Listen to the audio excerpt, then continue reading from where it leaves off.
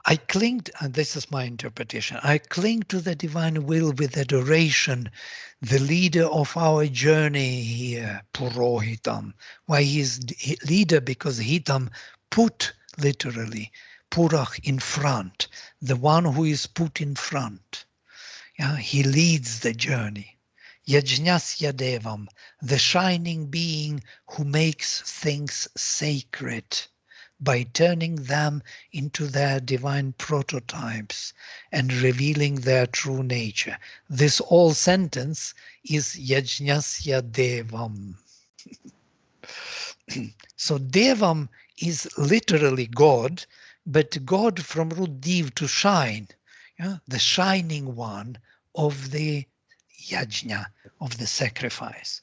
And the sacrifice is the process of transformation, of taking our unregenerated, darkened nature and turning it into the divine prototype, finding its right place and time, finding its right nature, the divine purpose within everything has to be found. And that's why we offer everything what we have and what we are to this divine will within us, that it will find its proper place. So we make an oblation, an offering to the divine within us to take this part of ourselves, of our nature, and turn it into the divine nature. That's why it's such a long sentence translating Yajñasya Devam. Shining being, the Devam, who makes things sacred. Sacred, making things sacred is actually sacrifice. It is Sri Aurobindo's explanation of the sacrifice, making everything which was profane and ordinary sacred and divine by turning them into the divine prototypes and revealing their true nature. To reveal this nature in time and space is to transform our being into the divine prototype. Who knows perfectly the right time and the right procedure of the profound transformation, Ritvijam, Ritu Ijam. Ij is Yajrut, who transforms everything in accordance with Ritu, with the season, in accordance with the time. He knows the right time and the right procedure, what is first, what is next, how it is to be done, how to come back to it. We do not know it. We cannot know it. It's only the divine vision and knowledge within us knows how to proceed with this nature and how to transform it more effectively. Hotaram, the invoking and bringing all the powers necessary for its accomplishment. Hotar is the one who calls, summons the gods, summons all the powers, the universal powers of our consciousness for the activities here. He brings down the gods. He brings those high forces of consciousness into action here. He assigns them, he makes the assignments for them to do this work or that work. He is the divine will who makes the gods work here in this lower hemisphere, in the darkened consciousness, to illuminate, to change it, to transform it. So he is the one who invoking and bringing all the powers necessary for its accomplishment. And he is Ratnadhatamam, establishing in us the ecstasy of the supreme existence. Ratna is the wealth, Dha establishing, Tama most establishing the wealth of the divine realization. So here you can see in one line all the functions of the divine flame. In one line, all his major activities and qualities. If you have any questions, you can always interrupt. I will send you this file. You can read. There are many more things here to read. Here I will just briefly go through the hymn. And the second verse is quite interesting. If the first was the definition of Agni, what Agni is, whom we are seeking with adoration, it is him who leads our journey forward. It is he who makes this transformation possible in time and space, who invokes all the powers to work here and bestows the greatest realization upon us. Then the second line will be different, and let us look into it. Agnif purvebhih rishibhih idiyo nutana ruta sadevan eha vakshati. Agnich purvebhih rishibhih idiach. This word idiach comes, beloved, or sought with adoration. The flame adorable by the ancient sages is adorable too by the new. He brings here the gods. Now, Sri Aurobindo avoids the difficulty with the adorable word because he says the flame adorable by the ancient sages. Adorable, you see.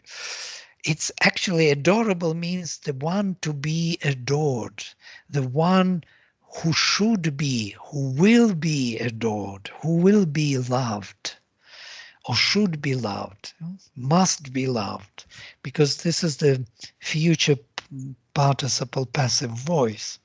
So the Agni, which should be loved or adored, adorable by the first rishis, is to be adored by the modern ones.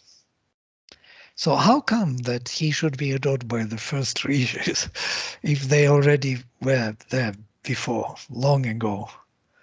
It seems that those first rishis are still here, and they still have to seek this flame with adoration. They, as Sri Aurobindo says, they are always there. They are still here and always to assist our journey.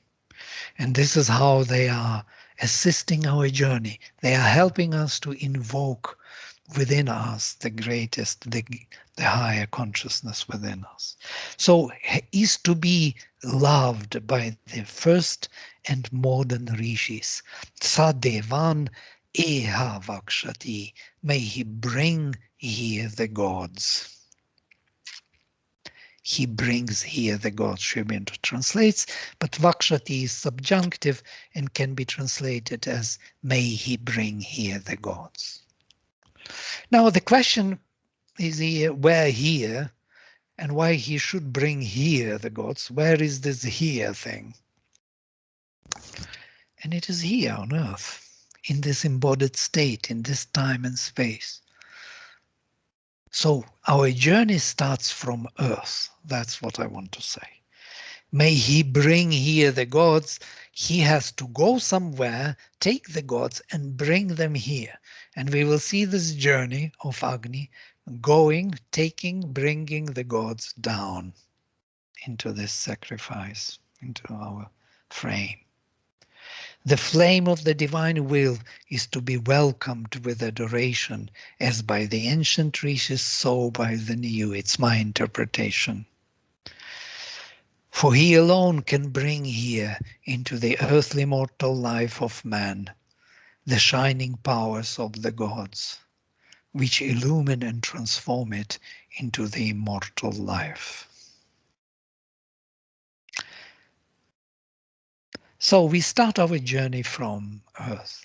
Agnina rayimashnavat posham eva dive dive yashasam viravatamam. It is by the flame one enjoys a treasure that verily increases day by day, glorious, most full of hero power. Sri Aurobindo's translation. It is by the guidance of the divine will, or with the guidance of the divine will, that one should find and enjoy the luminous treasures of the divine existence, which is increasing day by day, being full of the divine greatness and power, most capable to conquer and master the lower states of consciousness. These words are charged with meaning, and we can just look into them for a second. Agnina, by Agni, Rahim, the wealth of the divine realization, Ashnavat, one should realize. One should get, one should enjoy also, because root Ash has two meanings: to realize, to get, and to enjoy. So one should realize and enjoy the divine wealth with the help of Agni, or only by Agni, only by the means of the divine will in us. We should realize the divine wealth and enjoy it, not by egoistic means, not by the means of our ego desire that we can gain this realization and enjoy it. There is no way that we can do it by other means. It's as if it is said, as it is said in the Gita, it is only by Brahman that the Brahman can be realized. Yeah? There is no other way to get to Brahman, only by the means of that very aim that we can arrive at that aim. It's a dialectical kind of law by Hegel. You cannot arrive at the aim by the means which are not from that aim. So only by the flame of the divine will that you can realize the divine will's aim, the wealth. Porsham eva, and the growth, dive dive, day by day, yashasam, the glorious, full of glory of knowledge, viravattamam, and full of power which can manifest. So power and knowledge, these two elements are coming together. They are representatives of the flame. These power and knowledge got separated in this manifestation. You know? The light of knowledge is not necessarily powerful, and power is not necessarily full of knowledge in this manifestation. We can see it. There is a constant delay between what we want or what we aspire for and what we get. You know? There is a delay in time. And here there will be no delay. They will come together. And in the supramental world, these two are one and the same, the power and the knowledge, the light of knowledge. And then, so why this verse is after the bring here the gods? Because by Agni, now we are moving from earth, where we stand firmly, to Agni as the means to realize the divine on earth. And so we moved towards Agni. Now we move towards Antariksha, Vayu. Agneyam yajnamadvaram vishvatav paribhurasi saideveshu gacchati. Or flame, the pilgrim sacrifice, the pilgrim. It is viewed as a journey on every side of which thou art. If you take it from every side, embrace it from every corner with the environing being, that truly goes among the gods. So the offering has to be taken totally, fully from all sides. And you can imagine that Antariksha is the space between heaven and earth. It is there in the Vayu realm. And Vayu is the Agni of Antariksha, where the offering can be taken from all sides, from below and from above and from the side. It is embraced from every side, and only that which is offered from all sides, totally, with no remainder, with no reservation, with no gap, with no future kind of, reconciliations. It's a total surrender, total giving, goes indeed to the gods. So it is still on the journey to the gods. It is not yet kind of realized. It is on the way, pilgrim sacrifice, yajna madhavaram. The sacrifice is envisioned in the Veda as the pilgrim, as the march, is the evolutionary path. We are moving from one place to another, from one pillar of sacrificial pillar to another sacrificial pillar, from one point of realization to another point, and we can see the path and move on this path, or rise, or like we are rising higher and higher to the mountains, to the tops. So this is the path.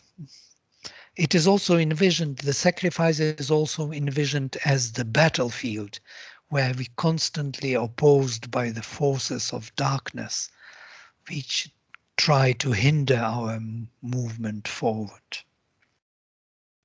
And then from Antariksha we move to the sun.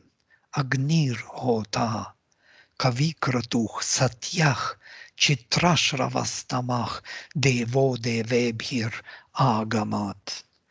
The flame, the summoner, the seer will, true and most full of richly varied listenings, may he come, a god with the gods. Now we reached to the essence of heaven, and the essence of heaven, as Chandogya would say, is Surya. So this union of Agni, Vayu, and Surya is the aim of the sacrifice.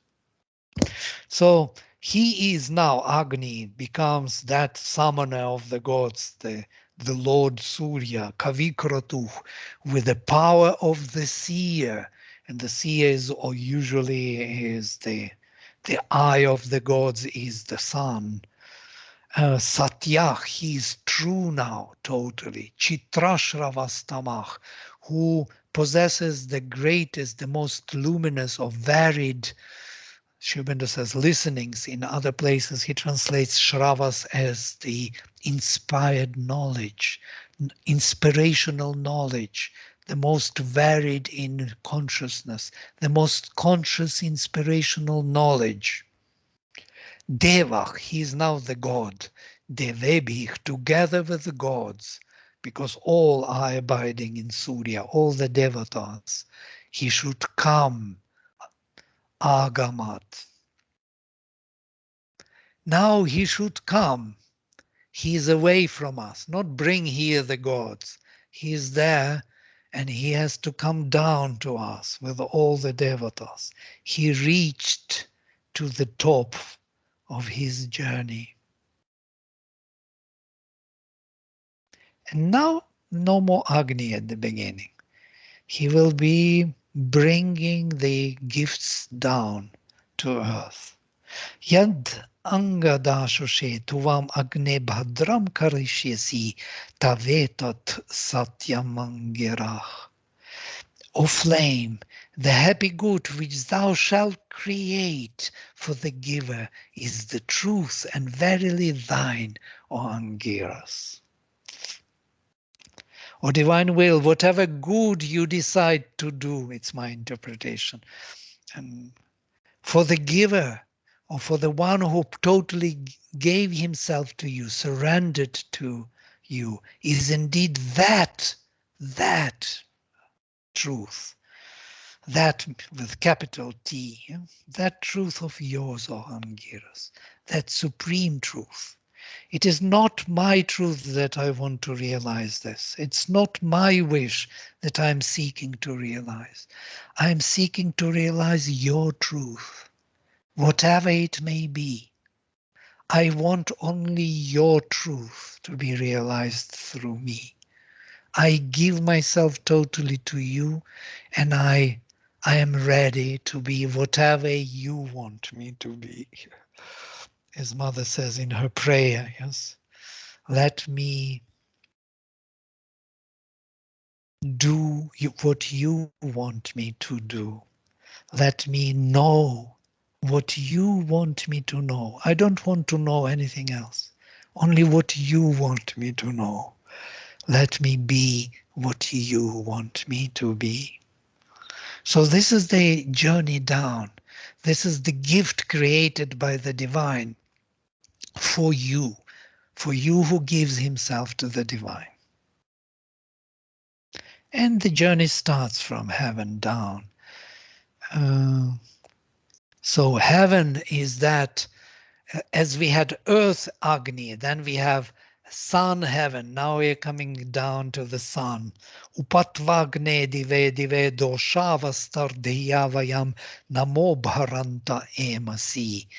To you, O Agni, day by day, or in the night and in the light, come carrying by our thought the obeisance.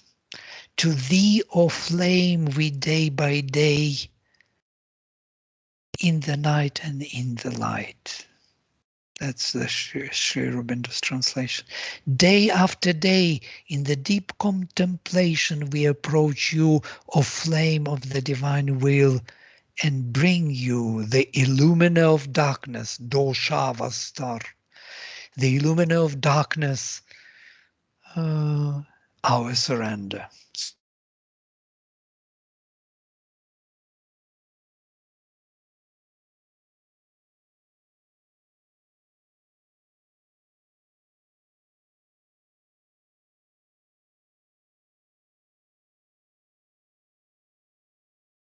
Oh, something has happened.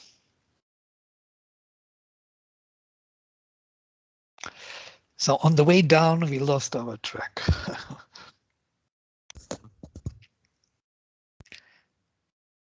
If it is too much, you tell me. I'm only a few steps down to earth, but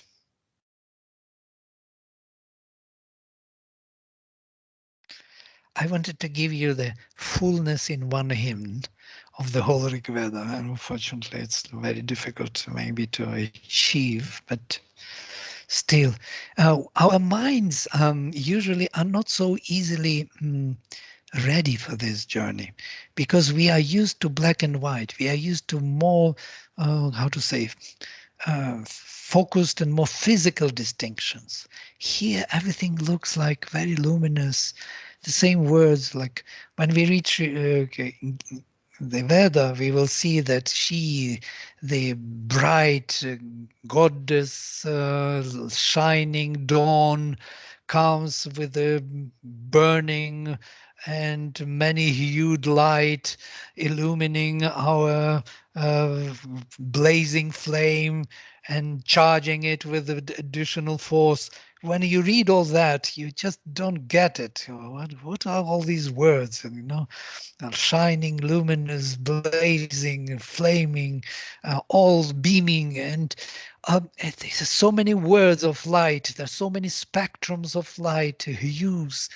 What is all this about? Our mind is becoming blind by light, blinded by light, and.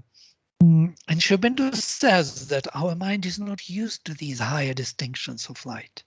We are down to earth. We are used to distinguish smaller things, you know. And when we meet these kind of blazing distinctions of a higher mind, of illumined mind, of the capacity of intuitive mind, we do not distinguish them easily. We don't see that. Our focus becomes blurred. That's what happens. So most probably we have the same syndrome here with me kind of journeying with you step by step.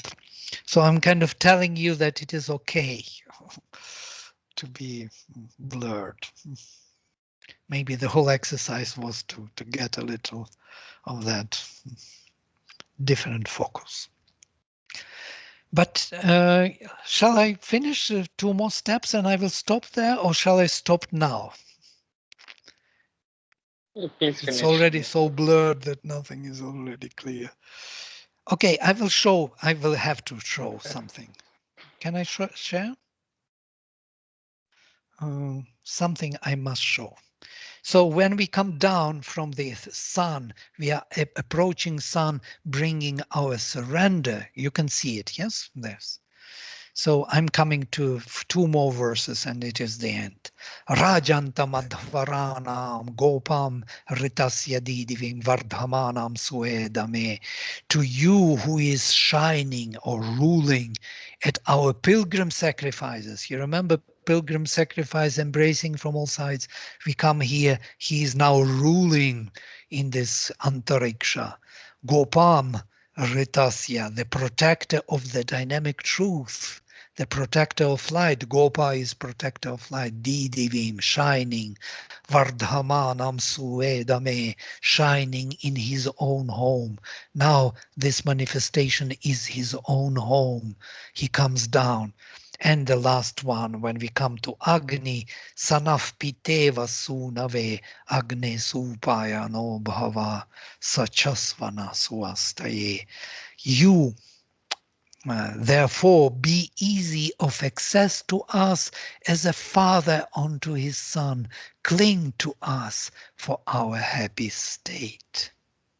As the father to the son, O flame of the divine will, be easily approachable and accompany us in the journey to our well-being. Sachasvana swastaye, like father to the son. This is the return of Agni. Now I will send you the file, you will read and you will get what you can from this file. And here I wanted to show you this final scheme of ascending and descending of Agni. We start our journey on the level of Prithvi, Sadevan Eha Vakshati, may he bring here the gods. Then we move Agnina Rayimashnavad, so by Agni only one should gain the growth day by day and the glory full of power. This is by Agni, and when on the descending scale we will have be available easily to us as the father to the son. Yeah, here by Agni we reach the growth of consciousness full of power, and here when we receive the gift and become one with Agni, be easily available as father to the son.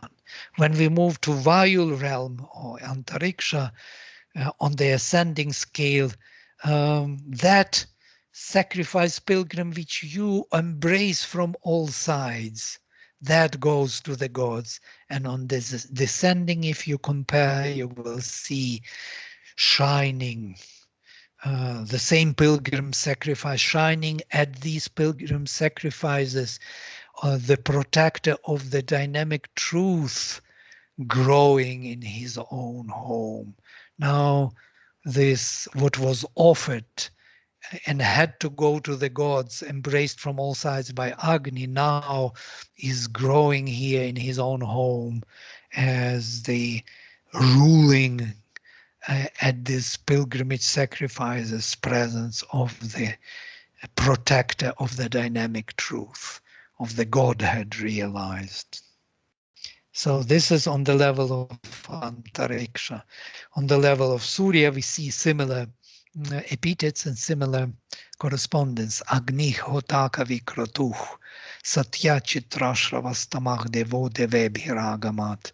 So the Agni, the summoner of all the divine powers, with the will of the poet, the true one, possessor of the greatest inspirational knowledge, God with the gods should come down here. It is that, or the illuminer of the darkness. To you day by day we come bringing our surrender. Notice that in first he should come, God with gods, and here we come to him bringing our surrender. He comes to us, he descends, and we surrender to him and bring our surrender. And on the top we have heaven, heavenly gift. Yadangadashoshe, that what you want to do the best for the giver, for the one who gives himself to you. That is your indeed truth, O Angiras. So you can see, if you compare this ascent and descent, you will see the mind of the Rishi. You will see everything as in one nutshell, the whole vision of this transformational process. Now I will stop.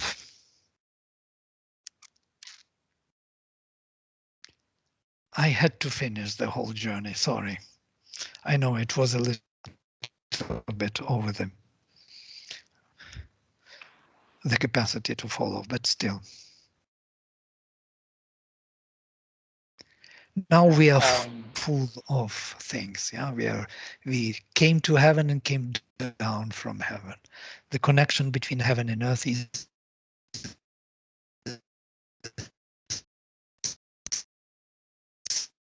step comments. Anything is great. Please.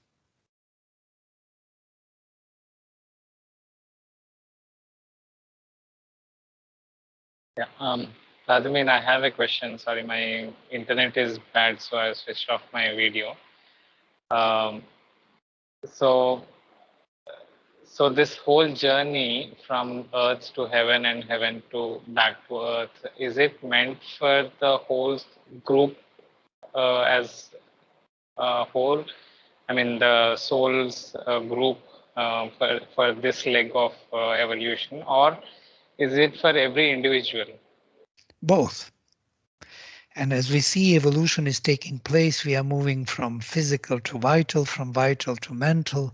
And now we are expecting supramental, that very connection, which will supramental manifestation, the descent. And it is only in the Vedas that they speak about the descent. After, in the post-Vedic literature, you will hardly find this anywhere until Sri Aurobindo. Sri Aurobindo starts to speak about the descent again, the descent of Maha Kundalini or Mahashakti, descending down to our call. And that is very typically Vedic. And many of you who follow Sri Aurobindo's integral yoga for some time, they know this, that there is a descent. They know that there is a pressure from above of some force, which you can feel. It's very tangible. It's very true. It's not an imagination. It has nothing to do with wish, imagination, metaphors. It's not a metaphor. It's a very physical, very tangible, very powerful presence, which is pressing down. And something in us calls to that presence, calls to that power. We can discover that flame within us, which is calling it. And we can see that secret connection within ourselves between the flame which is calling and the descent which is answering.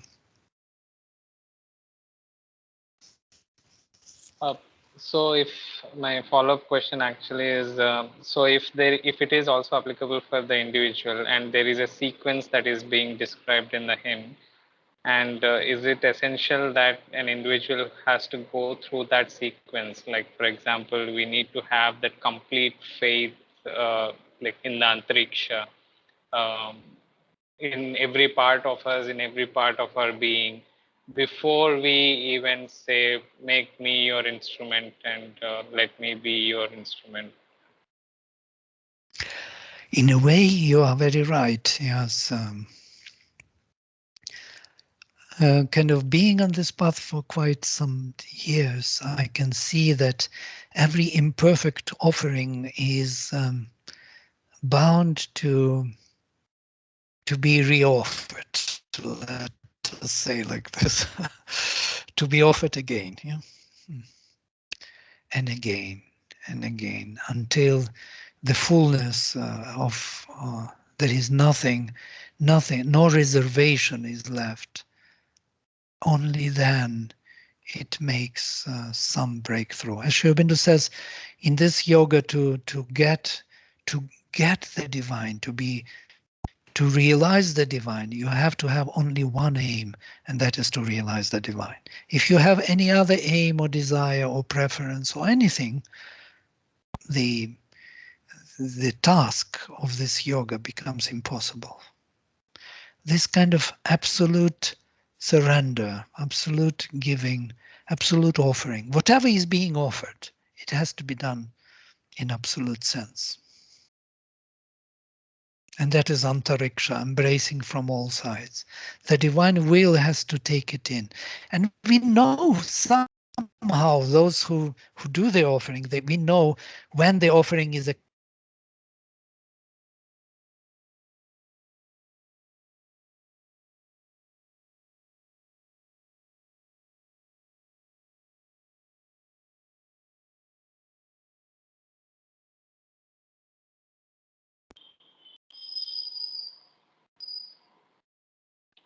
Like we lost him. Divya, temple can you and hear him? pray. Yeah. Vladimir, we We lost you for lost you some in time. between. Yeah, most probably it was good to not. I was saying about the insincere offerings or mental prayer or some kind of ritualistic, which is not sincere involvement. There is no flame within. You know, these are words. I'm going to the church and I'm praying kind of whatever because I think it will work automatically. Nothing is working automatically. Everything has to be done truly, sincerely, totally. And when it is done, we feel that the offering is made. We feel how it is taken. I feel it when the sincere offering is made, and I feel that it is accepted. I know it is accepted, or I know it is not, because I feel there is no answer to it. If I don't have the answer, if I don't feel the presence from the offering, then the offering does not go to that place. You know? I'm trying to speak about it psychologically. You know? We all do this. We know when the prayer is answered. Sincere prayer,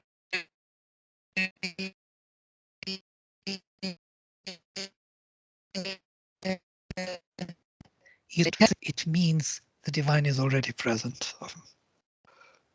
It's a weird thing. You know?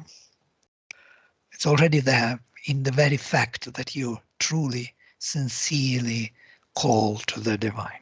Because only the divine can call sincerely the divine.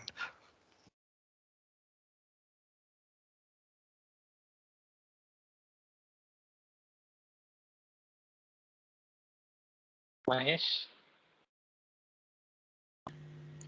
Thanks, Prashant. Vladimir, could you say a bit more about the descent, the involution? It's easier to connect with the ascent in some ways. It seems to make a lot of sense. But for instance, you said everything, according to Mother, happens on earth in a sense of the manifestation. You have to take on the human body. So in terms of the involution, is the human body the last rung or the first rung of the involution? I'm trying to wrap my head around that sense of involution. What do we mean really by the descent? What, yeah. I don't know We how are, much. yeah, we are the Adhar. Yeah, we are that vessel which has to be filled with the divine. Yeah? So we have, if we open up upwards, then there is the whole realm which has to come down into this vessel and fill it in with its presence. We build the form. We are a framework for this divine action. We are the medium, the receptacle of this force. And of course, we open up to it and we allow it to act upon us and to enter. And that is the Vedic vision, the calling to the gods by the flame lit within us, kindled. The aspiration is kindled and has to be kept flaming. This is also an important thing. It has to be kept in that flaming state. It should not be clogged by other considerations, desires, means, misunderstandings, fears, all these enemies around, enemies, mortal forces which want, forces of darkness which want to darken our flame to us, to our consciousness, that we stop seeing it, stop feeling it, and it will shift within, it will do the work within. But on the surface, we would not have a contact with it. There will be no bridge to it. So the transformation will be made slower, longer, and these forces of darkness will possess longer our frame. That's their purpose. And our purpose is to bring more and more light into the surface. It's quite logical in a way. And descent is actually, that means we are giving ourselves up. We are giving ourselves to our highest and call to the highest to come down to us and create this heaven on earth here within this frame. It wasn't seen so in the in between period from post-Vedic to till integral yoga. It was not totally clear that that descent is the solution, because the Kundalini Shakti has to rise, and it was all kind of connected to separation of Purusha from Prakriti, Nirvana, finding a kind of dissolving oneself in the Brahman, all these samadhi, all other realizations and all other siddhis were becoming prominent. But this idea that we are the transformational station through which these higher forces can reach to the surface and transform our nature, somehow got lost. Now it is again brought forward by Sri Aurobindo. And again Veda becomes prominent, and again we can find the guidance in the Rigveda. In psychological terms, it is more than just mantras. It's a book of knowledge.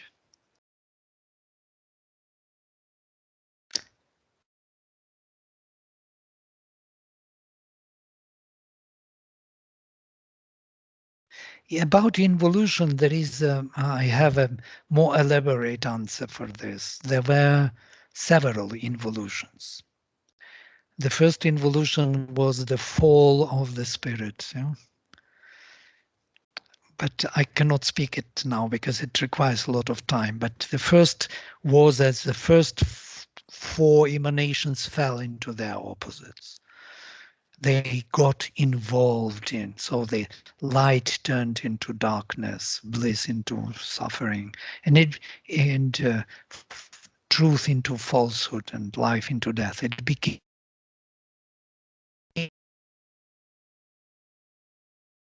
the foundation evolution starts. And the second involution was the plunge of the spirit into the midst, into the depth of this darkness, from which evolution started to take place. So this is the second involution. Sri Aurobindo speaks somewhere about involution, evolution, devolution, and evolution. Oh, sorry, involution, devolution, involution, evolution. Evolution starts only with the second involution. We can speak about this maybe some other time. I have the whole scheme very beautifully. I can actually attach this to your file, so you can examine how interestingly it corresponds. So the first descent, and then there is this first creation of the darkness, and then the second descent, the creation of the evolution, which the divine is evolving from the depth of the inconscient, material inconscient, as Sri Aurobindo says in the synthesis. And the third will be which will reconcile between these two. Vladimir? Yes. We lost you on the third. We lost you on the third. Could you repeat that? The third. Right. And the third will be the supramental descent or supramental manifestation, which will reconcile between spirit and nature, between our soul and our surface nature. The reconciliation between these two fires, fire burning within the nature and fire burning within the heart. Between these two, the reconciliation will happen with the supramental descent, as it were. And that's why we are relying on this descent in integral yoga, because that force which comes down, that power of the mother, of the Aditi, we call it the Divine Mother, is actually bringing that supramental consciousness down. Yeah, layer upon layer. First there will be intuitive mind, then there will be over mental powers, and then finally there will be a supramental descent. And that would be the final involution which will create a new world. That very descent which we read in the hymn, that the fire which came up to the top now will bring all the gifts of heaven to earth, and the connection will be established. This is in a nutshell the vision.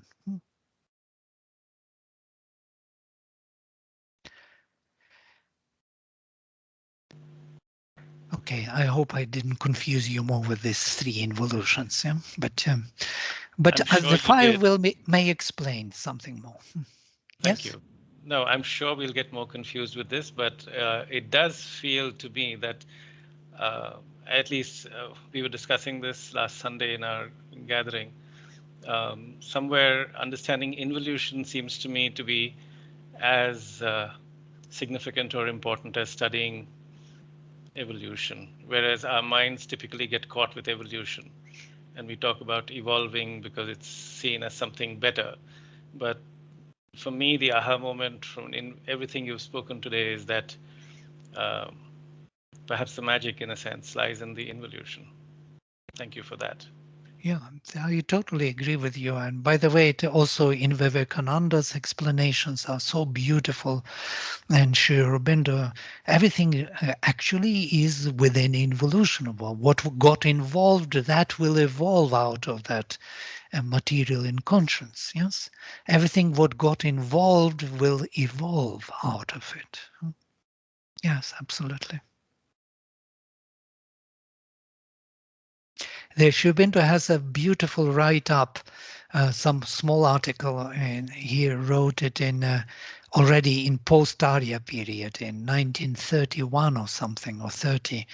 It is called The Involved and Evolving Godhead. Just look at this title, The Involved and Evolving Godhead. So you will see that everything is in that article. There are only a few pages of that article. You may find it in the volume on the Hour of God.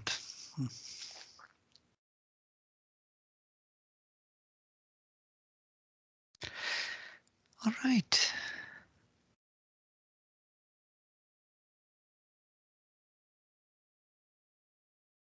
Anybody has any questions?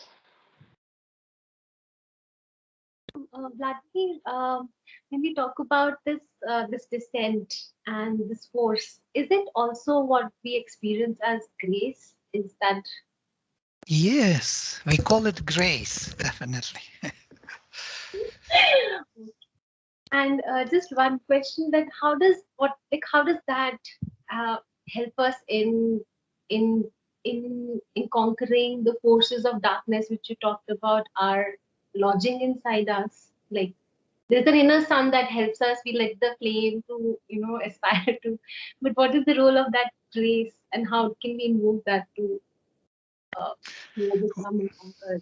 Yeah, we cannot conquer darkness by ourselves. We do not have those resources. Yes, we need to call for help. Our purpose is here to call to the forces which will do the battle. the transformation. We are the station. We are the invoking station, as it were, into which, like into the Adhar, there will be the nectar will flow in, the force will flow, the light, the wisdom, the truth, the peace, and will spread and will do the transformation. We can't do ourselves any transformation. We don't have these resources. Yes, somebody is. Jayanti. Yeah, Vladimir, you spoke about the intuitive descent. Then you said there is Supermental Descent. Then there is the Supramental Descent. Can you explain about the Supramental Descent of 1956? How would you relate it to what you are explaining? Thank you. Well, what Mother did, yes, in 1956 was breaking that that door, that heavy door with the golden hammer. In one blow, she opened up the possibility. It was the first possibility of the earthly atmosphere to touch the supramental consciousness. It was for the first time touched by the supramental from above. That means uninvolved consciousness. Because involved supermind is growing from within, but uninvolved from above flew down to support this evolving from within. They have to meet, and they will meet. So that was the promise. And of course, with that, all the overmental creation settles down much easier, and all the intuition settles down much easier, because they're more capacity. They get more capacity in the embodied state, more support. This involution from above supports the evolution from below. It needs a support. It needs as if a correlation. When we realize psychologically, when we realize that something is true, it is when we find the correlation between evolving power of consciousness with involving power of consciousness, when they match, when we find the true purpose, or what we say, the divine prototype of the real thing. All things are here are symbolically representing the divine prototypes, as it were, but they are misplaced or placed in the context where we cannot discover that. So we have to, when we discover some truth of anything, the aha moment comes. That means that we matched the evolving search with involving truth. And once that is matched, we get that moment, oh, I always knew this. How can we know that it is true? Anything is true. Because we already carry that knowledge within. So we had to match only. We have to bridge the inner awareness or knowledge with the outer consciousness which is discovering it. I hope it's not too kind of confusing. The match is an interesting thing. This is the way how we discover things. We already know about everything within, but we don't know about it without. In our setting, which we took onto ourselves, the darkness is a part of our being. And that darkness has to also know about the truth within.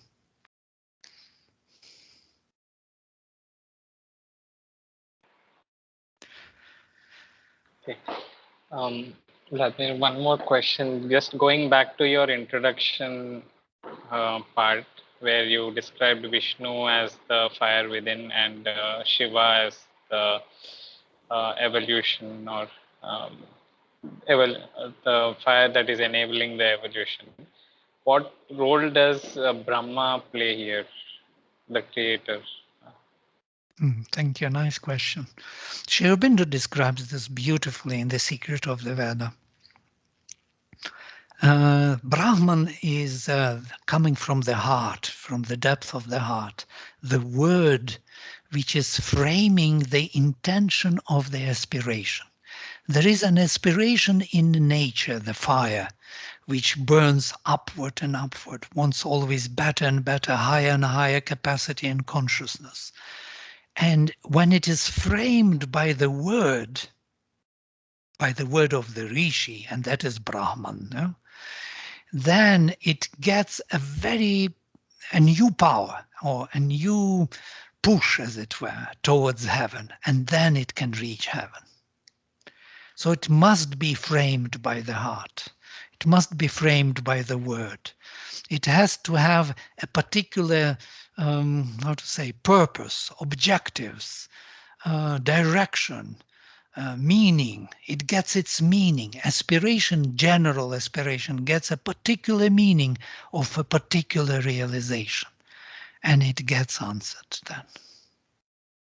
So these three, the divine from below rising, divine from above answering, and the divine from within framing the connection, Brahman, is this Rudra or Shiva, Vishnu from above, and Brahman from within. These are this trinity in the Veda. It's a beautiful picture, actually. It makes sense, it creates sense for why Rigveda was necessary, why mantras are necessary, because they are framing the aspiration which is already there into the action of consciousness.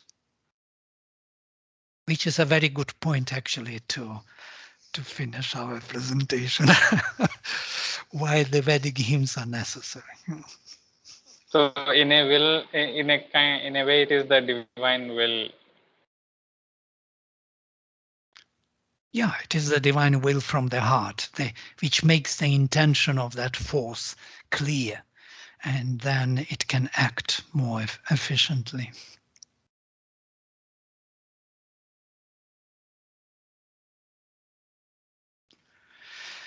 Great. Then thank you everyone for this beautiful interaction. Always pleasure to come together with IPI psychologists, and I know it's a higher future psychology, so to say. One day we will arrive at that psychology. Thank you very much, Vladimir. Thanks for spending your time, and really, you were reading it. So, yeah, thanks a lot. Thank you, We'll and all end the with a minute best. of silence. Namaste. Yeah.